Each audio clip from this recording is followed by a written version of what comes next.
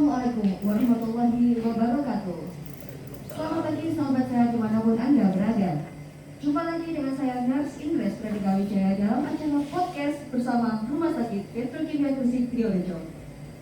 Bagaimana kabar Anda hari ini? Semoga sehat selalu ya. Sembari menemani Anda beraktivitas, mungkin ada yang lagi hektik kerja, bisa coffee break dulu.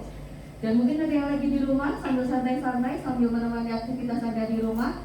Kami hadir dengan informasi kesehatan terkini mengenai ginjal dan dialisis. Selama 1 jam ke depan akan kita kupas tuntas mengenai gaya hidup sehat untuk ginjal sehat. Topik bincang-bincang kita kali ini hadir bertepatan dengan diperingatinya 5 tahun pelayanan unit dialisis Rumah Sakit Petrokimia Gresik Triorejo, yang tepatnya jatuh pada hari ini 10 Oktober 2022. Di usianya yang genap berusia 5 tahun, pelayanan hemodialisis akan bertransformasi menuju layanan dialisis terpadu. Untuk diketahui bersama pula, pada bulan Oktober tahun 2022 ini, Rumah Sakit Petrokimia Gresik juga genap berusia yang ke-12 tahun. Dan tema yang diangkat kali ini adalah Reborn, Rebranding, Ready to Achieve More. Nah, tentunya kali ini saya tidak sendiri di sini. Sudah hadir bersama saya dua narasumber yang luar biasa. Yang pertama saya sapa dulu, selamat pagi Dr. Abdul Fattah, spesialis penyakit dalam finansi. Selamat pagi Mbak Indres. Ya, untuk diketahui bersama, beliau Dr. Fattah ini adalah dokter penanggung jawab pelayanan dialisis di Rumah Sakit Petrokimia Gresik Triorejo. Kemudian narasumber yang kedua sudah hadir juga, Bapak Ali Syaifuddin. Ya, selamat pagi. Selamat pagi Bapak Ali. Beliau ini adalah survival dialisis yang sudah kurang lebih berapa lama ya Pak ya? Setengah tahun. Oh, setengah tahun. Ya, Jadi masih mulai baru. kemarin Hari Raya Idul Fitri. Oh, sejak Hari Raya Idul Fitri ya Pak. Baik. Saya jadi tertarik nih ngobrol-ngobrol dulu sama Bapak Ali Syaifuddin. Mungkin bisa diperkenalkan dulu Pak. Assalamualaikum warahmatullahi wabarakatuh. Waalaikumsalam. Saya perkenalkan, nama saya Ali Syaifuddin. Umur saya 52 tahun. Pekerjaan saya sebagai direktur utama di perusahaan kontraktor PT Rahma Konstruksi Bangunan. Luar biasa portofolio dulu. Jadi Bapak adalah direktur utama ya, di konstruksi kan. Ya. Baik. Untuk kita ketahui bersama sebelumnya bahwa penyakit ginjal kronik banyak diderita oleh penduduk di dunia, di mana terus mengalami peningkatan jumlah penderitanya di beberapa negara. Sekitar 1 dari 10 populasi global mengalami penyakit ginjal kronik pada stadium tertentu. Hasil systematic review dan meta-analisis tahun 2016 mendapatkan prevalensi penyakit ginjal kronik sebesar 13,4%. Gagal ginjal kronik pada tahun 2010 berada di posisi ke-27 sebagai penyebab kematian global dan berada pada posisi 18 sebagai penyebab kematian pada tahun 2010 berdasarkan data dari Dotcast 2017. Sebenarnya yang ingin saya tanyakan di sini Dr. Fattah nih, penyakit ginjal kronik itu sebenarnya apa sih dok? Ya, terima kasih Mbak Indres. Jadi penyakit ginjal kronis ya itu adalah satu penyakit di mana minimal dalam keadaan dalam waktu 3 bulan ya kita mengalami perbaikan. Ya, jadi perlu saya sampaikan ada gagal ginjal akut, ada gagal ginjal kronis ya. Gagal ginjal kronis itu penyebabnya terbanyak saat ini itu diabetes dan hipertensi. Jadi dua penyakit ini mampu menempati urutan terbanyak ya. Jadi di antara semua pasien-pasien yang mengalami cuci darah ya, yang stadium 5 itu 60% itu diborong penyebabnya oleh diabetes dan hipertensi. 60% penyebabnya adalah diabetes dan hipertensi. Dan baiknya mestinya ada baiknya. Kenapa dua penyakit ini mestinya penyakit ini bisa dicegah ya, asal kita sadar sejak awal ya. Jadi dua penyakit hipertensi dan diabetes itu kan bisa ditanggulangi ya, jika tidak sampai berlarut-larut ya bisa diantisipasi. Kira-kira seperti itu. Perlu saya tegaskan lagi Mbak Indres. Jadi kadang-kadang pasien itu tanya, dok, saya sampai kapan ini harus cuci darah? Nah, disitulah pentingnya untuk tahu tadi penyakit ginjal kronis atau akut. Kalau yang akut, yaitu terjadi mendadak dan ginjalnya sendiri sebetulnya tidak apa-apa, ya. Masih baik ya dok ya? Masih baik karena terjadinya mendadak, misalkan orang yang kurang cairan, dehidrasi berat, apa muntah-muntah, apa diare gitu ya, atau sebab lain mungkin ada satu obat yang nefrotoksik ya, yang menyebabkan ginjal mendadak Tidak bekerja keras. ya gitu. Nah, hal ini tidak kronis, tidak menahun, jadi mungkin hadir beberapa kali, setelah itu Sudah sembuh. ya jika penyebabnya ditanggulangi ya. Bahkan ada cerita kemarin pasien kita di sini yang itu mungkin persepsinya sudah saya harus hadir selamanya gitu ya, ternyata cuma hadir 4 kali apa itu ya. Setelah itu karena rasa bersyukurnya sampai ini teman-teman perawat, bahkan saya diundang makan-makan sebagai rasa syukur ya. Pelayanan dari unit yang Ya, ini termasuk gagal ginjal yang akut ya, yang kronis, yang menahun mbak. Ya, seperti itu. Sebenarnya menurut saya udah tadi kalau bicara tentang yang tadi menahun itu, sebenarnya bisa sembuh nggak sih dok kalau sudah dikatakan dengan penyakit ginjal kronis? Ya, jadi penyakit ginjal kronis seperti yang saya sebutkan tadi ya, nah, itu rasanya kalau sudah suruh sembuh mbak ya agak sulit ya. Cuman kan gini, jadi pasien itu yang sudah menjalani HD pun itu kan enggak, jadi ada istilahnya residual renal function. Jadi sisa ginjal yang masih bekerja. Jadi kan ginjal itu tidak rusak 100% ya. Tidak rusak 100%, ada yang mungkin masih 30%, 20% dan lain sebagainya. Nah, inilah yang harus tetap dieman ya. Karena ini nanti yang akan menentukan jadi istilahnya adekuasi HD. Kan banyak orang HD yang sama satunya masih segar bugar ya. Ya, Tampaknya masih ya masih anu, dan yang sebagian lagi. Nah, ini mungkin antara lain ditentukan oleh ini tadi sisa ginjal, fungsi ginjal sisa yang masih tersisa. Nah, kalau yang sudah rusak katanya sudah rusak 70%, nah 70% untuk ditarik kembali itu rasanya ya nunggu mukjizat dari Allah. Itu rasanya seperti itu mbak. Cuman ya tetap meskipun sudah ada kita nggak boleh hura-hura, tetap yang sisa ini kalau bisa dijaga karena ini nanti akan menentukan juga adekuasi dari hati kita.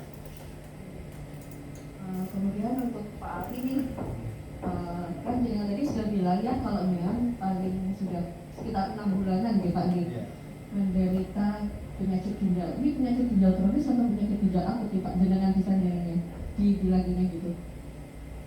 Harapan saya ginjal akut, tapi ternyata ginjal kronis. Gitu ya. Jadi harapan tidak sesuai dengan kenyataan yang ada di Pak. Iya, jadi waktu itu kami kena corona. Jadi kena COVID nih. Iya, kena COVID pas hari raya itu. April Mei itu ya Pak Ya. ya, hari raya. Ya tadi sebelum kena COVID, kami ada potensi untuk sakit ginjal. Tapi kami kreatif kami itu kami teskan itu selalu 2. Jadi kami selalu berobat ke dokter spesialis penyakit dalam. Kreatif saya itu sampai 2. Itu sudah berbulan-bulan itu tidak bisa nurutkan dokter itu. Iya, jadi setelah itu saya lelah. Terus nggak berobat akhirnya. Jadi sebenarnya jenengan itu sudah paham gitu ya kalau kreatin 2 rutin berobat ke spesialis penyakit dalam tapi kok tidak kunjung membaik gitu nih. Iya. Kemudian pas kena COVID juga. Iya. Sesak berat Pak waktu itu. Iya, waktu itu sesak berat. Itu sesak berat. Kemudian bagaimana nih kalau boleh tahu nih bagaimana perasaan Pak Ali ketika pertama kali mendengar kalau Pak Ali ini sudah mengalami penyakit ginjal kronis gitu Pak. Perasaannya dalam itu seperti apa? Itu waktu itu perasaan kami masih berharap ya. Tapi waktu itu masih berharap dengan keratin saya itu waktu sebelumnya itu 2 dalam jangka waktu yang lama. Terus kemudian kena corona, terus kemudian dites itu 11. Jadi saya berpikir, wah ini paling nggak mungkin ini, mungkin tesnya yang salah ini. Masuk 2 langsung 11. Jadi naiknya Signifikan berapa? naiknya. 5 kali lipat. Iya. Terus habis itu dites lagi 9. Nah itu waktu itu kami berharap ya sama perawatnya, wah ini mungkin bisa turun pak, bisa ke 7, ke 4, ke berapa gitu. Tapi setelah dicek tes lagi malah naik jadi 16. Oh jadi habis 11, 9, terus 16. malah naik jadi 16. Nah jadi setelah itu kami tes pasrah, tes uji rasa, memang ini salah satu solusi gitu. Iya. Kemudian dokter Tata, tentang penyebab nih dok, selain jenengan tadi kan bilang kalau ada diabetes ataupun hipertensi gitu, adakah penyebab-penyebab yang lain yang mungkin bisa diantisipasi oleh audiens semuanya yang bisa diantisipasi agar kita nggak kena penyakit ginjal kronis gitu? Ya tentu banyak penyebab-penyebab lain, tapi perlu kita garis bawahi bahwa terbanyak adalah yang tadi itu ya. Yang terbanyak Dua. dua penyakit itu gitu. Dan punya harapannya itu dua penyakit ini bisa dikelola dengan baik. Gitu. Tentu penyebab-penyebab lain ada glomerulonefritis, kemudian penyakit autoimun ya, lupus, kemudian batuk ginjal ya. Nah, tapi ini yang menarik ini, jadi disebutkan bahwa beberapa literatur itu batuk ginjal itu tidak ada, karena ternyata kejadian di negara-negara maju itu jarang, hampir tidak ada. Luar biasa. Nah, di kita masih tinggi. Iya, di Jadi kita masih banyak- tinggi. batuk ginjal. Bahkan pasien kita di sini banyak beberapa yang ternyata tersumbat batu sudah sekian lama, tahu-tahu setelah diketahui ginjalnya udah rusak. Nah, itu penyebab lain Mbak Idris. Tapi sekali lagi terbanyak di Indonesia itu diabetes sama hipertensi, dan penyakit ini semestinya bisa ya. diantisipasi. Ya makanya dari Departemen Kesehatan juga berharap nanti kalau sudah kita bisa ngelola diabetes dan hipertensi dengan baik, nanti angka kejadian Bisa tidak ada turun. lagi. Jadi mungkin haji itu mungkin tidak ada lagi, itu harapannya. Karena memang yang mendominasi itu penyakit dua ini yang bisa ditanggulangi. Ya. Ya. Dan kalau misalnya berhubungan dengan gaya hidup dokter, apakah selain mungkin kita harus menanggulangi dulu, mencegah dua penyakit terbesar itu datang gitu ya? Iya. Kalau misalnya gaya hidup dok, berapa mungkin nih Iya, rumah jadi- apa gitu dok? Jadi ini untuk pencegahan Iya, ya, iya, Mbak untuk Indri, ya. pencegahan, iya. Jadi tentu tidak secara langsung ya, jadi bertahap. Gaya hidup yang tidak baik akan menimbulkan diabetes tadi. Ya, diabetes misalkan pola makan yang tidak terkontrol, Tinggi gula. tidak pernah berolahraga, ya. Nah, itu nantinya ya, apalagi punya faktor resiko misalkan keluarganya itu menderita diabetes ya, maka tentu nanti akan terkena diabetes, yang mana diabetes nanti salah satu komplikasinya adalah nefropati diabetes. Jadi kalau kita bisa mencegah diabetes tidak sampai kena, itu jauh lebih baik lagi. Namanya pencegahan primer, gitu ya. Tentu jika diabetes angka kejadian turun, tentu nefropatinya juga akan menurun, gitu. Kemudian untuk hipertensinya begitu juga, ya. Jika kita lakukan gaya hidup yang baik, asupan garam yang kita perhitungkan, kemudian olahraga secara teratur, tentu ini juga akan bisa mengurangi insiden terjadinya diabetes ini juga hipertensi, yang tentu nantinya juga CKD juga akan menurun. Baik, jadi buat audiens semuanya, yang dapat saya tarik kesimpulan sejauh kita berbincang-bincang ini, jika Anda di rumah, dimanapun Anda berada, ingin mencegah penyakit ginjal kronis ini hadir, maka lebih baik adalah kita melakukan prevalensi dan mengubah gaya hidup agar penyakit diabetes dan penyakit hipertensi itu tidak datang menghampiri kita, gitu kan gitu. Betul. Baik, kemudian untuk Pak Ali nih, sedangkan Pak Ali sendiri penyebabnya kira-kira apa nih Pak? kalau jenengan kita bisa flashback ke masa muda gitu, apakah jenengan punya penyakit diabetes dan hipertensi? Saya itu tekanan darahnya itu 140 150. Itu saya kira ya enggak tinggi-tinggi amat. Iya.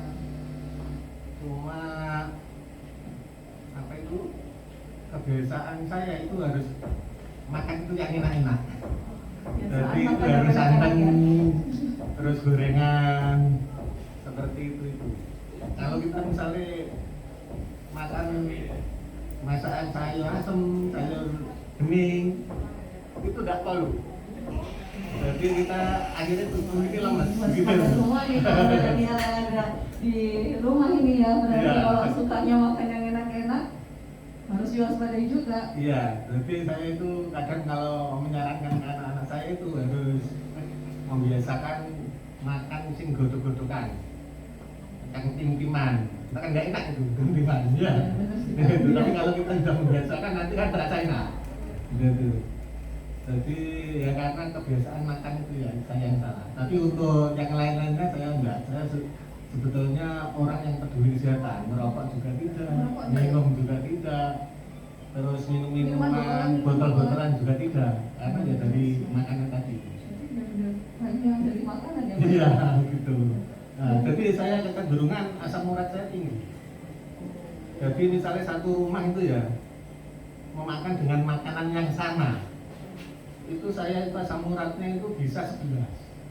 Sedangkan mungkin istri saya, anak saya paling 75 gitu. Ya mungkin organnya sudah enak. Baik. Kemudian nih Pak, adakah penyesalan gitu ya di dalam hati Pak Ali saat ini terhadap gaya hidupnya yang masa lalu gitu Pak? Ada penyesalan. Jadi penyesalan saya itu waktu kreatin saya 2 berobat ke penyakit dalam, saya kurang gigi. Seharusnya saya Kurang itu apa Mas? ya Kurang apa? kurang gigi. Kurang gigi gitu Ya kurang gigi. Seharusnya waktu kreatin saya 2 ke salah seorang dokter, saya dokter A itu, saya harus ganti ke dokter lain mestinya. Ke dokter lain yang bisa, saya tuh harusnya bisa menurunkan kreatin. Gitu loh. Karena saya kurang gigi, terus sudah berbulan-bulan, bertahun-tahun itu tesnya itu sama terus, 2 terus, obatnya itu Kira-kira terus. berapa lama itu Pak? Kreatinin 2 itu? Ada 2 tahun. 2 tahunan ya? Iya. Nah, itu saya kurang gigi. Seharusnya itu saya harus berpindah ke dokter lain yang bisa menurunkan kreatin saya ke 1. Mungkin saya gigi sampai kreatin saya ke 1 mungkin lolos. Jadi Enggak, tidak. ada ginjalnya akut aja gitu ya, kemudian Iya. turun gitu ya, Iya. harapannya minimal itu gitu. Baik. Untuk dokter Fatah kembali nih. Kemudian penyakit ginjal kronis ini sebenarnya gejalanya seperti apa saja di dok ini? Iya.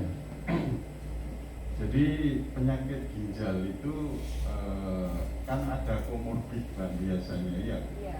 Biasanya apa namanya ya, apalagi kalau penyebabnya diabetes ya, tentu biasanya yang akan muncul itu ya mungkin keluhan-keluhan karena diabetesnya gitu ya. Untuk CKD sendiri biasanya akan muncul karena uremia ya, jadi urium yang tinggi dalam darah ya. Dan itu kalau sudah terjadi gitu itu biasanya sudah agak parah gitu loh ya. Ya bisa gatal-gatal ya, mual-mual. Tapi sekali lagi gejala-gejala ini akan muncul kalau sudah kita dilihat. Sedangkan kita maunya itu diketahui secara dini gitu loh ya. Jadi seperti Pak Ali tadi, mungkin kreatin 2 bahkan 3 apa itu biasanya nggak ngeluh apa itu ya. Sehat. Nggak ngeluh Sehat, apa, ya. sehat, Iya. gatal ya. Iya. Apalagi uriumnya masih ya di bawah 100 biasanya enggak. Justru yang muncul biasanya gejala-gejala akibat penyakit itu tadi, underlying disease-nya gitu ya. Misalkan apa namanya, sering kena infeksi gitu dan sebagainya. Karena kekebalan tubuh menurun ya gitu ya. Iya. Jadi itu. Jadi perlu kita garis bawahi, jangan menunggu ada keluhan. Ya, mungkin kapan itu ada dari apa dinas kesehatan itu ada screening ya, screening yang berisiko, jadi sampai ke pasar-pasar kita harus mensi pasien gitu ya. Ya itu perlu kita apresiasi, dan mungkin kalau rumah sakit Riojo nanti mungkin sos apa itu justru itu yang penting itu ya, cek gula darah, cek apa tensi ya, karena tidak semua pasien-pasien itu terus ada gejala gitu ya. Oleh karena itu mungkin medical check up itu jadi solusi. Jadi sebelum kita tahu ya, sebelum sampai parah sudah bisa kita deteksi. Jadi Pak Ali tadi kan ya sampai 2 tidak merasa apa gitu ya. Ali biasanya kalau tensinya tinggi ya pusing-pusing gitu ya, sebagian tidak semua gitu. Gejalanya terkait dengan underlying disease atau penyakit-penyakit yang diderita sebelumnya seperti itu. Ya. Pak Ali sendiri waktu kreatinin 16 itu yang dirasakan apa Pak? Yang saya rasakan itu bahasa Jawanya gembruyok. Definisi operasionalnya seperti apa Pak kalau boleh tahu gembruyok? Gembruyok kayak apa? Tubuh lemes. Tubuh lemes ya. Iya. Sesak nafas enggak Pak waktu itu? Iya, ada sesak ya. Sesak nafas. Ya, tapi ya seberapa. Bisa kencing Pak? Bisa. Cuma itu ya apa setengah liter. Setengah liter yang sehari? Iya. Ya sedikit berarti ya. Iya. Kalau boleh tahu berat badannya ini berapa waktu itu Pak? 54. 54. Kalau produksi urin normal itu berapa ya Dok ya? Setengah kilogram berat badan per Ya, jam. ya. Jadi antara 1,5 ya sampai 2 liter lah ya rata-rata segitu. Cuman Pak Ali tadi kan asalnya kreatinnya itu sekitar 2. Jadi mungkin setelah kena sakit ya, setelah sakit, nah ini mungkin yang kita sebut dengan ACKD Pak Ali ya. Jadi akut on kronik. Jadi ada faktor akutnya. Mungkin waktu itu tensinya mendadak turun apa waktu kena COVID itu ya, pasti ada faktor akutnya. Di mana nanti faktor akut itu tadi masih bisa kembali. Ya kita berharap, kita evaluasi lagi nanti bahwa sisanya itu ya, masih banyak nanti ya. Jadi mungkin itu bisa lebih baik lagi. Kalau saya lihat performanya Pak Ali ini, tadi saya loh siapa ini nggak tahu Pak, saya nggak nyangka kalau pasien itu. Bobot saya sudah normal 64 sekarang. Iya. Tinggi saya 164. Bobot ideal. Ini sehat. Saya tadi juga kaget Iya. ketika tahu diberitahu teman-teman Mbak itu tamunya datang seger begitu. Iya. Luar biasa. Cuma tadi mungkin sebabnya tadi ya Pak Ali Ya. kan katakan tensi saya itu 140, 150 gitu ya. Jadi itu mungkin sudah tinggi Pak Ali ya. Ya sudah tinggi ya. Dan mungkin saat dicek itu segitu, mungkin di luar itu lebih tinggi kita nggak tahu ya. Iya. Pak Ali lebih ngecek tiap hari gitu. Enggak juga ya. Seminggu sekali. Kami Seminggu di rumah sekali. ada alatnya. Ada alatnya ya. Tapi sudah di atas normal ya. Iya. Cuma teman-teman di sini kan sampai 200. Tak pikir segitu ya, Oh, Pak. iya. Masih normal. Jadi yang ideal itu kalau nggak punya 130. ya, kalau punya diabetes harus di bawah 130 ya, biasanya di bawah 80. Apalagi tadi ada asam urat Yang cenderung tinggi. yang selalu tinggi Iya. ya. Ini bisa-bisa memang fungsi ginjal. Jadi kita itu asam urat itu bisa menyebabkan nanti kerusakan ginjal. Iya. Dan sebaliknya gagal ginjal ya juga terjadi hiperurisemia karena nggak bisa dikeluarkan. Dan biasanya kalau hiperurisemia biasanya bisa kita lihat nanti itu asam urat yang tinggi, hati-hati ya. Jadi itu di ginjal efeknya bisa numpuk di salurannya itu, Mbak Indres ya, belum perlu bisa terbentuk asam urat.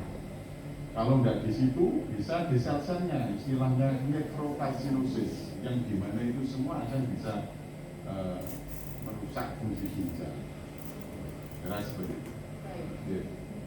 sudah ngobrol tentang definisi penyakit ginjal kronis itu apa, kemudian penyebabnya apa, gejalanya apa, kemudian juga untuk alternatif terapi bagi pasien yang sudah divonis menderita penyakit ginjal kronis itu seperti apa nih dok?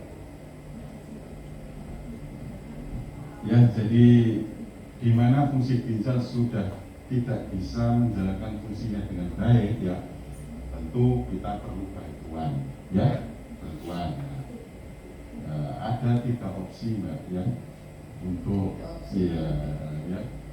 Jadi yang pertama yang sering sekali dipakai adalah ini hemodialisis. Hemodialisis. Ya dok ya? Iya.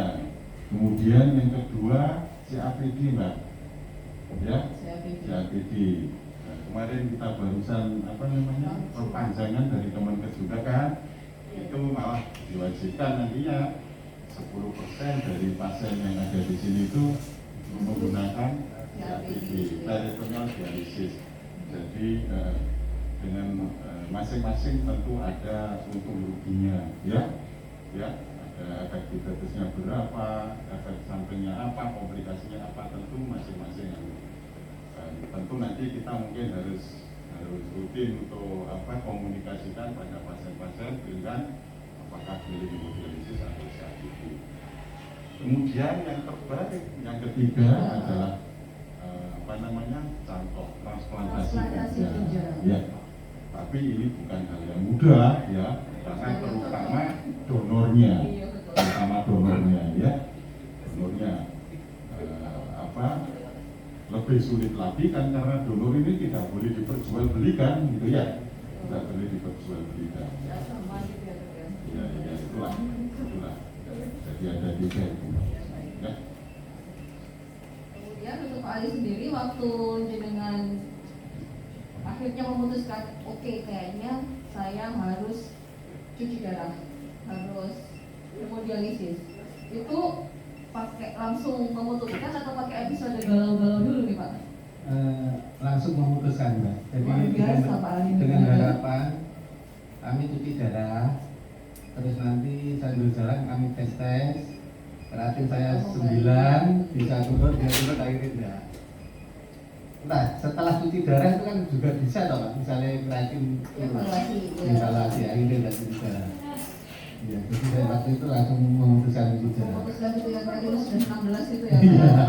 Sudah gak gambling lagi. Mungkin proses denialnya waktu habis dari 11 ke 9 ini temenan Pak tesnya, ini beneran Pak, labnya nggak salah gitu dulu ya? Iya, gitu enggak. Ya, soalnya jadi kan yang pas apa nih, baru yang pas 16 dia sudah bloyer, apa tadi Pak?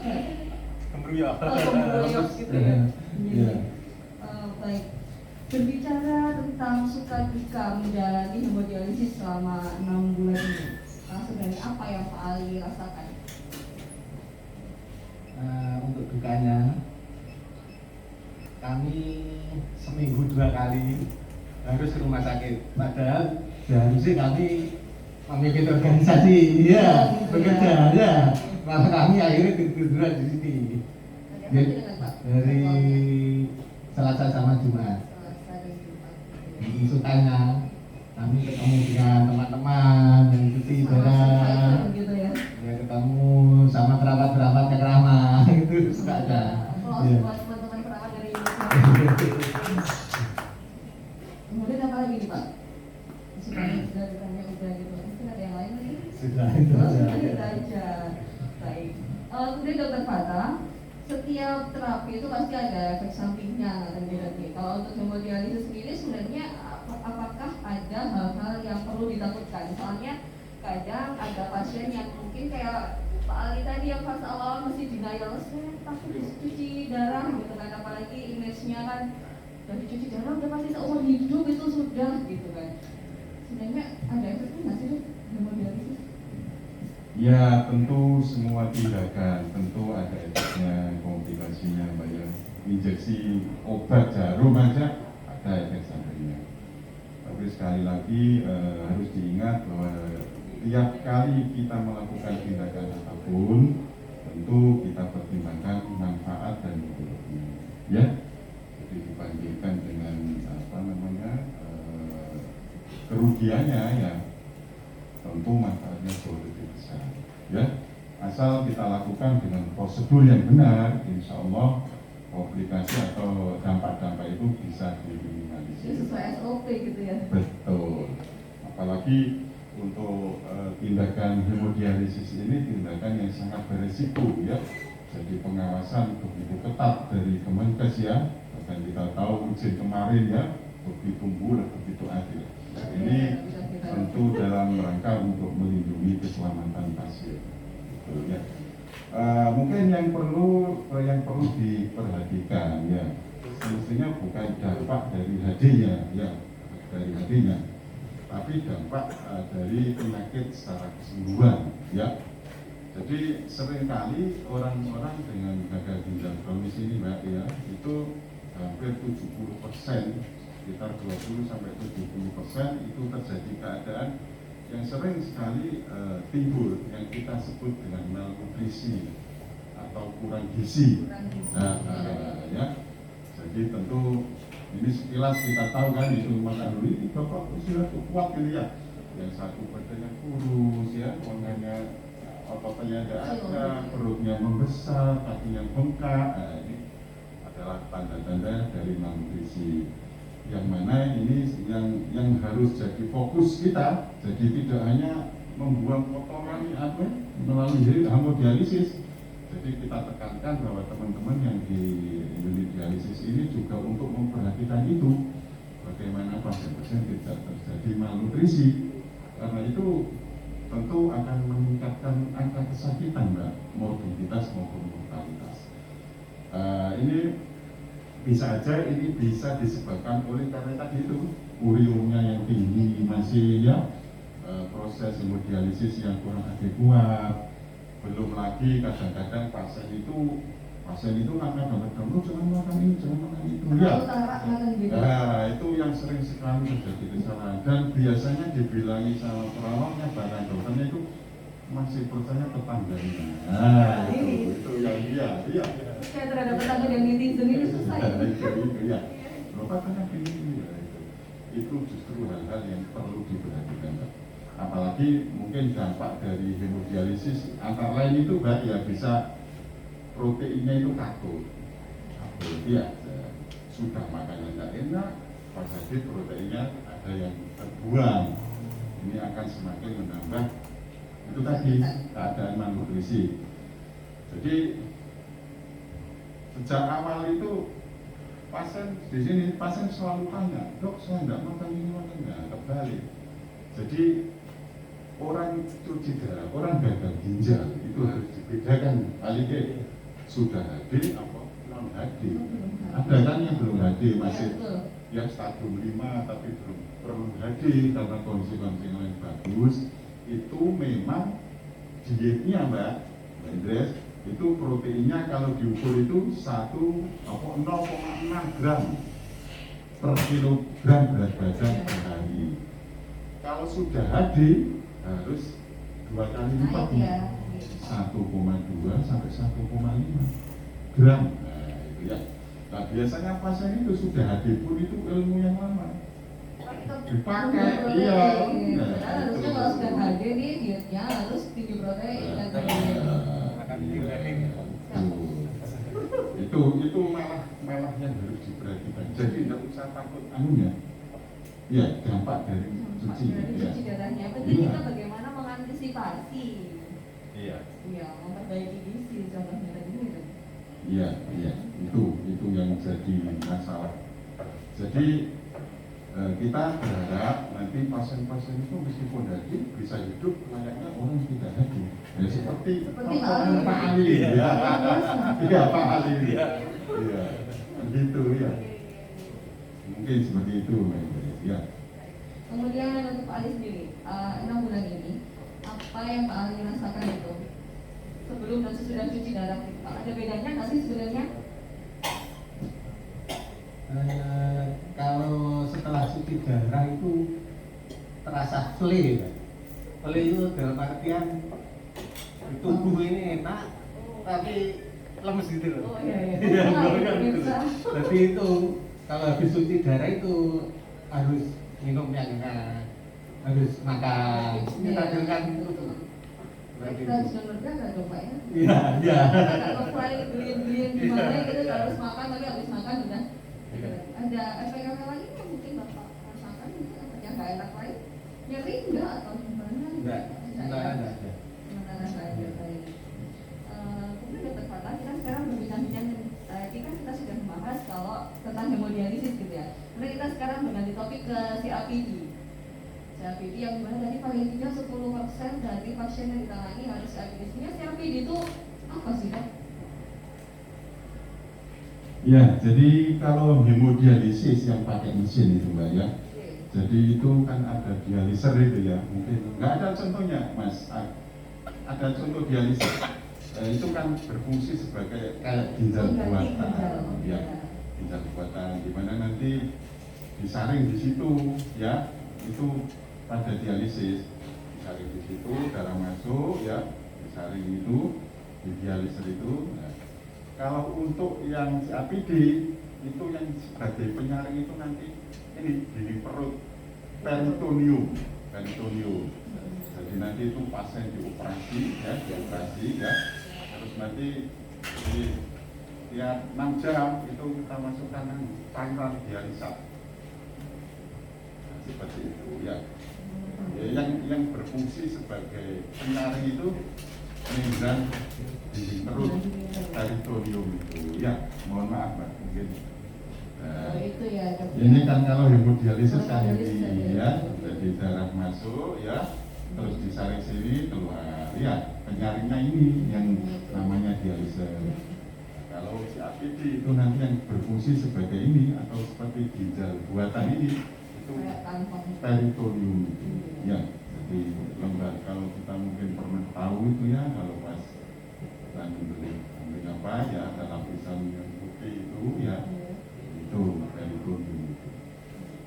Tentu nanti ya ada indikasi, ada kontraindikasi siapa yang nggak boleh ya, risikonya apa saja ya. Jadi nggak semua pasien penyakit ginjal kronis itu bisa dilakukan CAPD gitu ya. Tapi tentu itu nanti kita tetap nanti pasien yang berhak untuk menentukan saya pilih yang mana. Contohnya nih Dok, kriterianya yang bisa dilakukan CAPD itu pasien yang seperti apa nih Dok? Ya yang kontraindikasi Mbak, yang kontraindikasi yang mutlak nggak boleh, mungkin perutnya karena itu nanti kita kan di perut ya, mungkin pasien ya ada sayatan, ada mungkin pernah laparotomi, ada perawatan khusus dan lain sebagainya. Atau mungkin untuk pasien-pasien yang kurang kooperatif gitu ya, karena pasien ini kan harus betul-betul bersih hidupnya ya, jadi harus mengganti cairan ya, yang 6 jam ya. Mandiri katanya. Iya, itu kalau tidak nanti ya akan terjadi komplikasi yang namanya peritonitis itu ya. Jadi tidak tetap, makanya untuk Indonesia sekarang yang paling banyak adalah hemodialisis ya, karena banyak kendala-kendala ya. Tapi tentu nanti mungkin ini dengan bisa bergeser ya harapannya seperti itu ya. Mungkin seperti itu Mbak. Kalau untuk operasinya nih Dok, itu satu kali operasi, cukup satu kali operasi atau bagaimana? Untuk Ya. pasien Ya, satu kali operasi. Jadi, tapi mungkin untuk di rumah sakit kita yang belum punya ya, mungkin kita bisa rumah sakit beberapa di Surabaya yang melakukan itu bisa dokter bedah diabetes atau dokter bedah urologi. Oke, jadi bisa dilakukan oleh dokter urologi nanti. Ya. Kemudian berarti kalau misalnya nih Masya sudah dipasang CAPD gitu Dok ya, kan ganti sendiri 6 jam gitu. Kemudian kontrolnya kalau misalnya Pak Ali ini tadi kan untuk apa namanya hemodialisis kan harus 2 kali seminggu nih ke rumah sakit datang. Kalau misalnya sudah dilakukan CAPD itu masih perlu kontrol ke rumah sakit, frekuensinya berapa kali Dok dalam 1 minggu? Ya masalah untuk kontrolnya kan untuk yang bukan masalah dialisis ya, jadi untuk apanya tensinya dan sebagainya tetap ya kayak pasien-pasien kita yang selama ini yang hemodialisis pun tiap bulan tetap harus ambil obat. Karena hemodialisis. Hemodialisis ini kan cuma mengganti salah satu fungsi ginjal, Mbak, yaitu membuang kotoran dan air ya.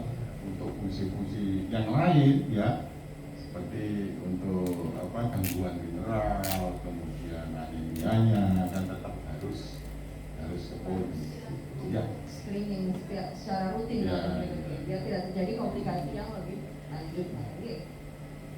Baik, untuk diketahui sahabat sehat semuanya yang ada di rumah, saat ini layanan CAPD juga sudah tersedia di unit dialisis Rumah Sakit Petrokimia Gresik Sidoarjo. Jadi jangan ragu untuk mempercayakan layanan dialisis Anda, kerabat Anda, atau sanak famili Anda yang mengalami gangguan penyakit gagal ginjal kronis ke unit dialisis Rumah Sakit Petrokimia Gresik Sidoarjo. Baik, kembali kepada Pak Ali nih. Tadi kan sudah dijelaskan nih sama Dr. Fatah tentang CAPD. Pak Ali sendiri tertarik gak sih kalau misalnya untuk melakukan beralih ke CAPD gitu? Ya tertarik, Mbak. Misalnya saya ini keinginan sesuai jadwal itu tahun 2025 itu naik haji. Jadi itu di saat saya naik haji itu kan bisa memakai layanan CAPD, bisa kita bawa alatnya. Bisa ya dok? Semestinya bisa, cuma saya belum tahu pasti kebijakan dari pemerintah. Tapi mestinya bisa. Kalau pasien yang hemodialisis pun ya beberapa tahun yang lalu itu kan bisa. Bisa waktu itu, tapi sekarang beberapa tahun terakhir tidak boleh. Karena apa? Memang dari pihak yang diarah itu ya tidak. Kalau zaman saya dulu, waktu saya berangkat haji bisa itu ya. Ada koordinasi antara sini dan sana. Tapi mungkin sekarang karena faktor apa? Nah, mestinya kalau CAPD ini kan bisa mandiri ya, mestinya bisa, mungkin bisa, mungkin bisa. Tapi pastinya saya belum tahu. Coba nanti saya klarifikasi dulu Pak. Ya. Maksudnya berdoa agar Saudi Arabianya mengubah kebijakan gitu Pak, jadi bisa menerima pasien-pasien yang mungkin calon jamaah haji yang dengan CAPD gitu. Soalnya kan ya kalau misalnya hemodialisis di sana kan dialisis itu sebenarnya. Baik, kemudian tentang layanan dialisis di Rumah Sakit Petrokimia Gresik Sidoarjo, Pak Ali, apa yang Bapak rasakan selama 6 bulan ini? Adakah suka duka lain yang membuat membuat Anda mempercayakan pelayanan ginjal Anda di sini? Ya karena pelayannya ramah-ramah perawatnya. Jadi kami mempercayakan di sini. Bos buat dialisis semuanya. Jadi mohon dipertahankan gitu ya Pak, perawatnya ramah-ramah gitu, kemudian mungkin tempatnya bersih, luas. Kemudian nih dok, kembali ke tempat Asma mendengarkan overview tentang gagal ginjal tadi, berikut dengan pelayanannya. Kembali mengenai gaya hidup dokter, kan tema kita adalah gaya hidup gitu ya, gaya hidup pada pasien ginjal kronis gitu. Seharusnya untuk dapat mencegah gagal ginjal kan kita harus mengubah lifestyle untuk tidak agar kita sebisa mungkin nggak kena diabetes sama hipertensi. Kemudian mengenai diet nih dok, apakah perlu kita kaum milenial kayak saya ini itu ada pantangan-pantangan tertentu gitu dok, biar masa tuanya atau nantinya kita nggak mengidap penyakit ginjal kronis? Jadi ini pertanyaan untuk orang-orang yang belum benar ya. Iya, untuk orang yang belum kena nih. Ya kita harus ikuti pola hidup sehat ya, terutama tadi jangan sampai terjerumus jatuh ke dalam diabetes ya. Tentu ada istilahnya untuk pencegahan primer agar kita tidak kena. Ya satu, berolahraga secara benar. Jangan nanti tiap hari saya jalan-jalan di rumah sakit dok ini ya. Olahraganya harus istiqomah katanya dok. Itu satu ya.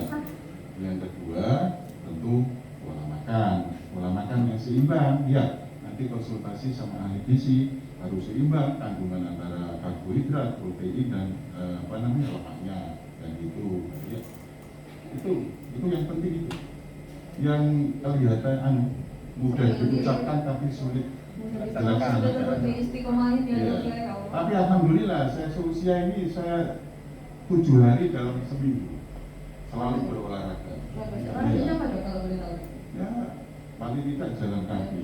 Ya. Bukan di area rumah sakit kan dok? Itu jadi kita tidak jatuh ke dalam itu tadi. Bapak Ali gimana menanggapi pantangan-pantangan yang tadi sudah disebutkan Dr. Fatah? Sebenarnya ketika jenengan sekarang sudah kena penyakit ginjal kronis gitu ya, apakah jadi yang dulunya makan enak-enak kemudian sekarang harus makan rebus-rebusan dan timan itu berpengaruh secara signifikan terhadap hidup Bapak? Untuk gaya hidup saya ini hampir sama ya, hampir sama. Jadi istilahnya kalau makan ping-pingan, godokan, Sudah biasa aja. tidak kolu. Enggak tahu. Iya. Sekarang jadi makanannya masih tetap kayak gitu atau gimana Pak? Hampir kayak dulu tapi nggak teman-teman. Nah saya sekarang ini saya ya itu ikannya daging itu. Oh iya, memperbanyak protein. Ya banyak protein. Terus kabari itu saya biasanya kan kalau tubuh agak lemas itu saya minum susu Nutrisol. Oh iya, Cuma sesuai. kebanyakan Nutrisol itu saya teskan kalori saya ketinggian. Jadi di saat kalori saya tinggi saya ganti dengan apa itu makan putih telur 2 per hari. Jadi untuk mempertahankan hemoglobinnya seperti itu Pak. Bapak ini luar biasa loh ya kalau menurut saya. Maksudnya jadi aware gitu loh. Maksudnya jadi kan orang awam gitu. Ada mungkin Bapak Ali punya nggak keluarga yang berlatar belakang medis gitu yang mungkin bisa menyarankan Bapak Ali kok aware sekali gitu terhadap kesehatan gitu loh Pak? Enggak ada. Nggak ada ya Pak? Iya, nggak ada. Jadi Anda dapat ilmu dari mana nih Pak? Atau dari mas-mas bapak perawat yang ada di sini? Nah, saya itu sebetulnya itu hidup saya itu antisipasi lah. Hitungannya ya, kayak di dapur saya yang boleh saya makan tuh ini. Itu kita kasih apa itu? Apa itu istilahnya tulisan dari internet itu nggak boleh beli ini. Iya, suka googling ternyata. Ya, tapi itu tuh kadang itu nggak perlu, itu loh Pak. Kita nggak perlu itu malah lemas. Oh gitu, jadi tetap yang ada rasanya. Ya, yang ada rasanya kita coba, setelah kita coba kebablasan. Ya, kalau konsultasi dengan ahli gizi itu pernah nggak Pak Ali selama 6 bulan ini? Gitu? Setelah dengan mengidap penyakit ginjal kronis? Kalau diet terus ini ya pernah. Pernah ya? Nah, tapi nah sebelumnya terus. Gitu ya. Baik, sekedar informasi untuk sahabat sehat semuanya yang ada di rumah bahwa Rumah Sakit Petrokimia Gresik Sidoarjo juga sudah memfasilitasi konsultasi gizi melalui poligizi oleh ahli gizi setiap hari Senin sampai Jumat jam 10 sampai jam 12. Jadi bagi semuanya baik penyakit ginjal ataupun tidak yang membutuhkan konsultasi jangan ragu lagi untuk mempercayakan layanan konsultasi gizi dengan kami Rumah Sakit Petrokimia Gresik Sidoarjo. Baik dokter, mengenai aktivitas nih dok, tadi kan dengan sebenarnya olahraga gitu dok. Sebenarnya pasien gagal ginjal kan kalau tadi kan waktu mencegah gitu ya dok ya. Kemudian kalau sudah kena penyakit gagal ginjal kronis gitu, masih boleh olahraga nggak sih Pak sebenarnya? Ya, terima kasih Mbak Idris. Tentu kondisi fisik dari pasien-pasien yang sudah hemodialisis tentu tidak sama antara satu dengan yang lain, ya. Tadi katakanlah ada malnutrisi, ya. Mungkin ada komorbid, ya, misalkan, ya. Underlying disease. Terutama penyakit-penyakit kardiovaskuler, mungkin jantungnya terlalu sudah besar, ya, itu yang mungkin sering sekali terjadi, ya, ada penyakit jantung koroner dan lain sebagainya. Tentu antara si A, si B tidak sama, ya. Tentu nanti porsi olahraga juga tidak sama, ya. Karena itu sebelum melakukan olahraga sesuai yang diminta, mungkin sebaiknya konsultasi dulu dengan dokter, ya, dicek, ya, sejauh mana kekuatannya. Kalau masih yang lain-lain oke-oke saja, tidak masalah, ya, mungkin tiap jalan, ya. Tapi tentu lihat biasanya yang menyertainya, itu ya, ada kardiomegali atau jantung besar, ada jantung koroner, apalagi kalau penyakit dasarnya diabetes, ya. Kali lagi bagi yang kondisi secara umum masih bagus tentu ya bisa olahraga sehari setengah jam, jalan ringan gitu. Seperti itu. Kalau Pak Ali sendiri, apakah Pak Ali ini menjalankan aktivitas olahraga gitu Iya tetap Mbak, tiap pagi jalan-jalan dengan setengah jam. Ya, tapi kalau misalnya siang nanti itu rencana mau ada kontrol ke proyek-proyek, Oh iya. itu kan banyak gerak. Oh iya. Jadi tidak olahraga. Ya, gitu. nggak apa-apa ya, Iya. Dok. Kan udah jalan. Kalau di proyek kan luas. Kalau Mbak Indra di rumah Oke, sakit kan baik. pasti. Siap, Dokter. Baik.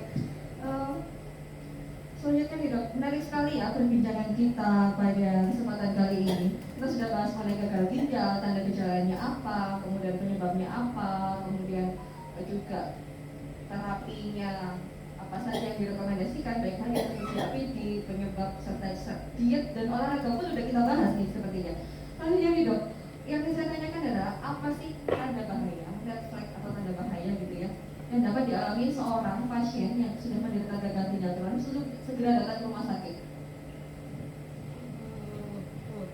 Ya Mbak, jadi ada kondisi-kondisi yang merupakan kegawat daruratan, Ya, kegawat gawat daruratan pasien-pasien yang sudah mengalami dialisis. Ya, yang pertama yang sering sekali terjadi itu sesak nafas, edem paru. Jadi ada banyak cairan yang masuk ke paru, ya Mbak ya. Nah ini biasanya pasien sudah belum pernah HD pun, kalau terjadi seperti ini, dia apakan aja sudah, tidak akan mikir. Yang lain-lain mungkin aku saya nggak apa-apa, tapi kalau sudah terjadi di paru, ya, jadi cairan masuk ke dalam paru-paru, kayak orang penggelam, ya, parah kasihan sekali, di mana harus segera dilakukan sedot dengan mesin, ya, ultrafiltrasi namanya, ya, itu yang pertama Mbak. Nah ini sering terjadi, ya sering sekali terjadi. Bahkan pasien-pasien yang sudah lama itu adalah lupa tadi saya kepanasan makan tahu minum tahu berapa gelas, terjadi seperti itu di paru.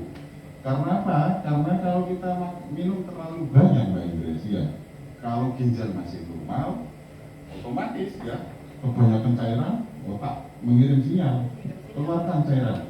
Tapi kalau ginjal sudah tidak bisa mengatur. Oleh karena itu kita yang harus atur. Caranya gimana? Ya kita minum sesuai yang kita doakan. Iya, jadi harus tahu. Kencing saya pagi ini, ya hari ini 500 misalkan. Ya, nanti 500 itu. Minumnya hari itu harus 500 ditambah cairan-cairan yang tidak terukur, keringat, nafas itu, ya Pak ya. Jadi ya itu maksimal itu.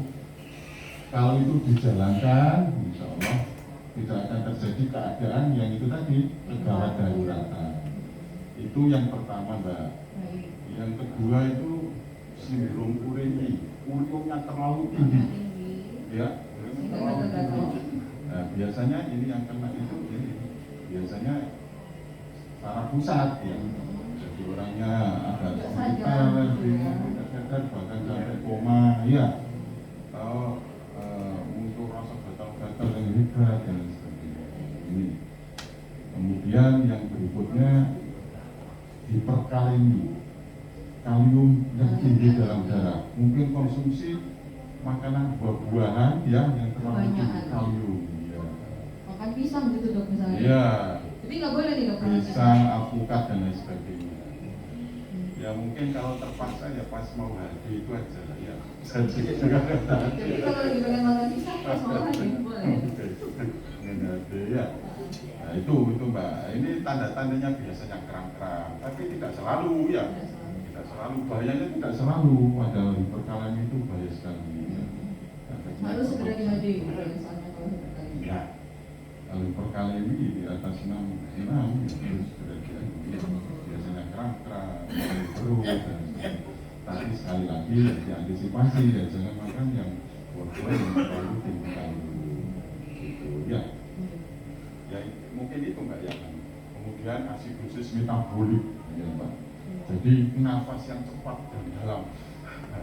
Karena terjadi pH dalam darah yang asam. Jadi untuk mengeluarkan CO2 ya Perlu usaha keras. nafas sesak.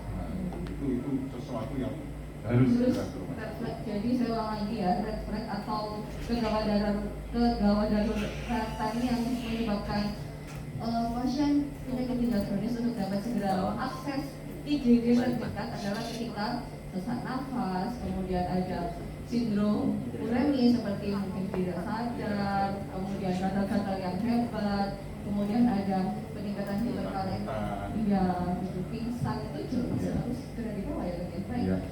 Sampai di sini Pak Ali, mumpung ada narasumbernya, mungkin ada yang ingin Pak Ali konsultasikan dengan Dokter Fatah gitu? Sehingga saya ikut hadir mulai awal sampai sekarang ini 6 bulan. Mulai awal ini masih normal. Setelah 6 bulan ini dengan adanya ini, gairah kami terhadap istri itu agak kurang. Itu harus cobakan ke spesialis apa tuh? Pertanyaan memang begitu Dokter Fatah. Ya, wah pertanyaannya sulit. Sulit, begitu Iya. sulit pemirsa. Yang jelas hal seperti itu memang kompleks biasanya. Iya. Orang nggak sakit pun ya itu karena kondisi psikologi ya bisa. Mungkin nanti kondisi psikologinya Pak Ali mungkin lebih tahu ya kira-kira apa ya. Yang dari Biasanya ke dokter spesialis apa? ya yang terbaik adalah Pak, memperbaiki faktor penyebabnya. Ya, faktor penyebabnya. Sebabnya itu cuci darah. Dengan cuci darah kan HB turun. Ya, HB berapa ya? Ya. HB-nya berapa ya? 9, seharusnya kan 13. Ya, jadi nanti kalau sudah HD ini targetnya 12 cukup Pak Ali ya. Iya. Ya, Ya. jadi mungkin itu hal-hal yang bisa aja, itu bisa jadi urin bisa, terus anemia bisa, ya. Jadi mungkin itu kita perbaiki dulu, gitu ya. Jadi ya nanti dokter penyakit dalam aja cukup, ya. Jadi faktor-faktor yang masih kurang ideal, kondisi saat ini itu diperbaiki dulu, gitu ya. Ditambah lagi faktor kondisi psikologi, ya. Iya. Kalau jenengan nanti takut, nah itu kayaknya wah jangan gini, itu ngedrop 2 nanti. Iya. Kalau ke dokter spesialis andrologi itu bisa ya? Ya bisa aja, cuman ini kan faktor-faktor yang bisa kita perbaiki diperbaiki. Begitu ya? Iya. Ya, Iya. mungkin seperti itu Pak. Ayo ada lagi? Sudah Pak Ali, cukup. mungkin Ya, dikonsultasikan. jadi mungkin anemianya tadi Pak Ali ya. Nanti kita tentukan anemianya ini ya apakah renal anemi. Jadi pada orang gagal ginjal ini ya bisa terjadi. Yang sering itu yang berhubungan dengan ini itu karena eritropoietinnya enggak ada, kurang. Memang yang menghasilkan eritropoietin itu ginjal. Ya, Itu ya? ya. Tapi sebelum memberi Eritropoid itu apa dok? eritropoietin itu Darah zat merah atau apa? yang merangsang untuk terjadi eritropoiesis. Jadi itu kan dibentuk di sumsum tulang ya. Iya. Untuk membentuk itu ginjal mengirimkan ke otak untuk membuat itu ya. Untuk terjadi eritropoiesis. Itu tapi sebelum itu nanti ditentukan dulu zat besinya cukup. Jadi nanti kalau zat besinya sudah cukup, sudah saturasi transferin kita lihat sudah bagus, misalkan 30 atau 50, oh berarti coba ini mungkin yang kurang eritropoietin bisa kita kasih Iya. ya. Coba nanti kalau HB-nya sudah 10, 11, 12 kita Akan normal lagi. insya Allah semoga gitu ya. Insya Allah ya dok ya. Baik. Baik sahabat sehat semuanya yang ada di manapun Anda berada, jika ingin berkonsultasi secara langsung dengan narasumber saya pagi ini, Dr. Abdul Fatah, spesialis penyakit dalam finasim di Polidialisis Rumah Sakit Petrochemical Medicine berada setiap hari Rabu ya, sekitar jam 9 sampai jam 11 waktu Indonesia Barat. Baik, sebelum saya closing nih, mungkin ada beberapa pesan-pesan yang dapat Pak Ali sampaikan untuk generasi milenial yang ada di manapun berada agar tidak gagal ginjal gitu Pak.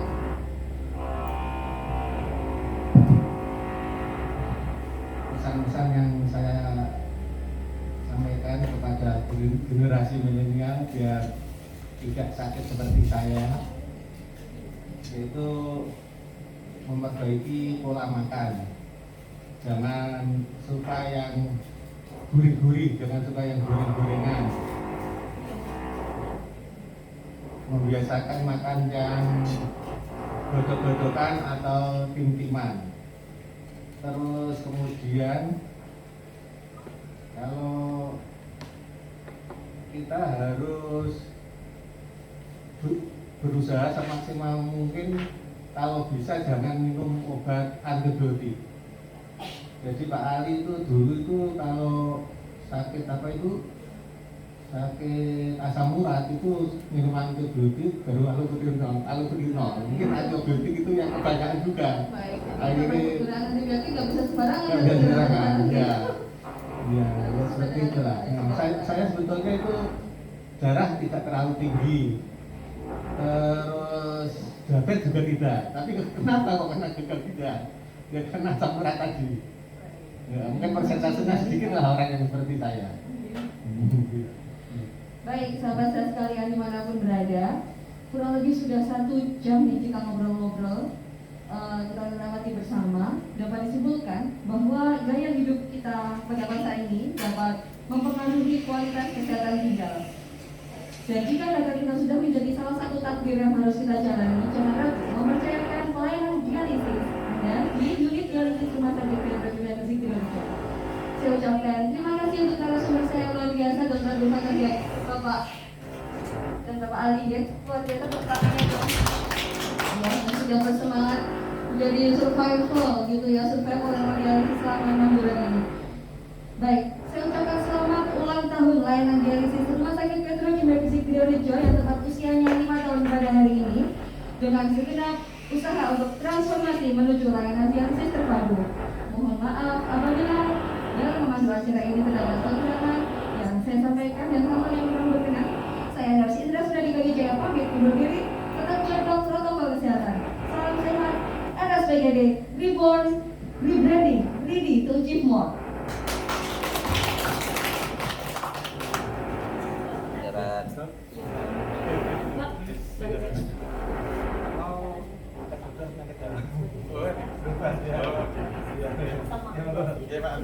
Makasih Pak. Sebentar Pak Ali. Masih ada di bawah. Diri Monggo, Mas, berdiri. silakan jawab lagi. Mas Tulus kan. Baik, di sini atas ucapan terima kasih kami yang sebesar-besarnya untuk Pak Ali Syaiful